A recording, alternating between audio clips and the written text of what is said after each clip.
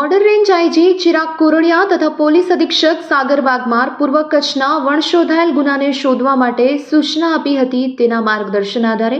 Gagodar police સ્ટેશનમાં નોંધાયેલ ગુના મુજબ 3 અજાણ્યા ઈસમોએ ફરિયાદી તથા સાહિદને દગબુશટનો માર મારી છરીની અણીએ ભયમાં મૂકી બળજબરીથી ફરિયાદી પાસે રહેલ ઓપ્પો કંપનીનું 27 પ્રો એન્ડ્રોઇડ મોબાઈલ ફોન કિંમત ₹10,000 રોકડ ₹1,000 તથા સીતારામ પાસેથી રોકડ ₹6,000 એમ કુલ 17,000ની લૂંટ કરી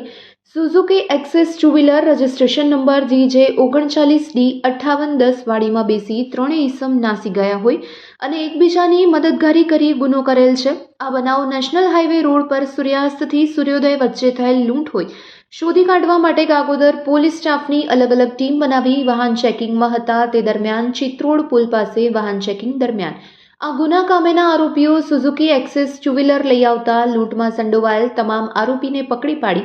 આરોપીને રાઉન્ડઅપ કરી તેના વિરુદ્ધ ધોરણસર કાર્યવાહી કરવામાં આવી છે. પકડાયેલ આરોપી અબ્બાસ ખાન, દિલાવર ખાન મલિક, કૃષ્ણા નરેશ મંડલ અને રાહુલ પ્રભુનાથ ઓઝા છે, જેઓની પાસેથી રોકડ ₹7,380, મોબાઈલ ફોન 3 કિંમત ₹13,000, સુઝુકી કંપનીની એક્સેસ કિંમત ₹30,000, 3 નંગ છરી એમ કુલ કિંમત ₹50,380નો મુદ્દામાલ કબજે કરવામાં આવ્યો છે. આ સમગ્ર કામગીરીમાં પોલીસ ઇન્સ્પેક્ટર VA સેંગલ તથા ગાગોદર પોલીસ સ્ટેશનના પોલીસ સ્ટાફના માણસો જોડાયા હતા.